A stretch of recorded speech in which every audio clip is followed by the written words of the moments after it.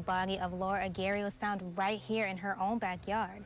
This comes hours after her family put out a missing persons report. Combined, they have over 2 million views. Yeah, we virtual. Tony's gym employees strictly enforce that you clean up your equipment after every workout. Now that the polls are closed, the Peach State now holds the fate for the entire country. Being forced to close in the wake of COVID-19 forced them to come up with something to help the community. You can find a little of everything on the shelves of a Better Way Grocers, from peanut butter and jelly to even ginger. 2 arrests have been made in connection to that homicide that occurred this past Saturday. This is Major, and he is one of the 80 dogs and cats available for adoption. Victoria, as you can see, the damage is extensive. In fact, this photo was one of the only things I could find in all the debris.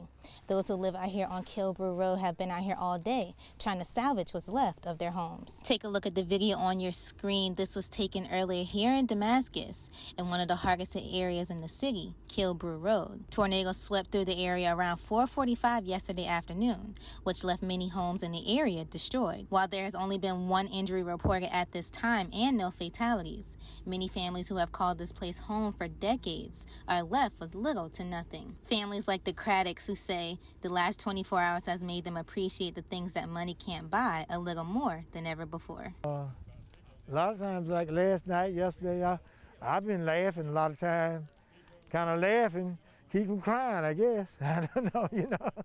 I mean, it's just, but everybody say, you know, yeah, I guess you need to kind of keep your spirit up or whatever, and cause you know this material thing, this material stuff, it's just material stuff. It'll be here. They said we've been blessed to come out of that. Now we will continue to update you all on air and online as soon as we receive any additional information. In Damascus, I'm Typhani Gray. A lot of controversy lately across social media of a photo of a previous sheriff of Turner County hanging on the wall in the lobby. That sheriff is posed by a noose. There was not any pictures of the sheriffs up on the wall in the sheriff's office at all. So I asked the Chamber of Commerce for archive when they brought the pictures up that they could find. We displayed them. This photo has been on display for 8 years. Someone must have came in, it offended them, they took a photograph of it and sent it to someone that posted on the sheriff's office webpage that we had a racist photograph up in the lobby. Some people in the community are okay with the picture staying up, while others are outraged. Like, I don't think anybody was saying that he shouldn't have a photo at all, but it doesn't need to be that photo. And if that's the only photo of him in a uniform, then that says more about him than it does anything. Why is that picture of all the pictures one that y'all want to represent that sheriff? Those who are against the photo say it's racist. Sheriff Hester says that's not the case. To explain to people that hanging cell was in the jail since it was built there. What the purpose was, it was for capital punishment in those days.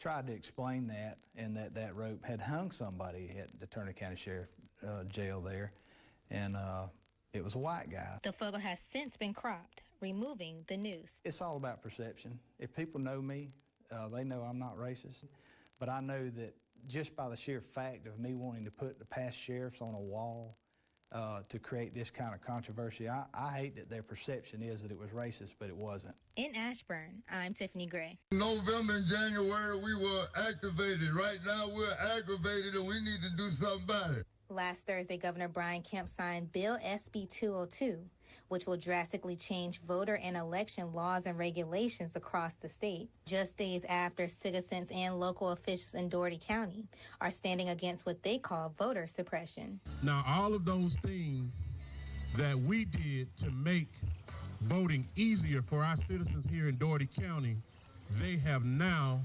eliminated and made illegal. This new bill will reduce ballot and early voting timeframes, limit the number of drop-off boxes, require additional voter identification, as well as make it illegal to pass out food or water to voters waiting in line. One of the most dangerous parts of this bill, before the power the power lied with the local boards of elections. Now, the governor can actually appoint his own officials to the state board and create kind of his own task force that has the legal authority to overtake the local board of elections and overrule their decisions. The entire state of Georgia made record-breaking history in both the general and the runoff election. Officials say the fight is not over, and they will continue to do whatever it takes to get the federal government to intervene parts of this bill.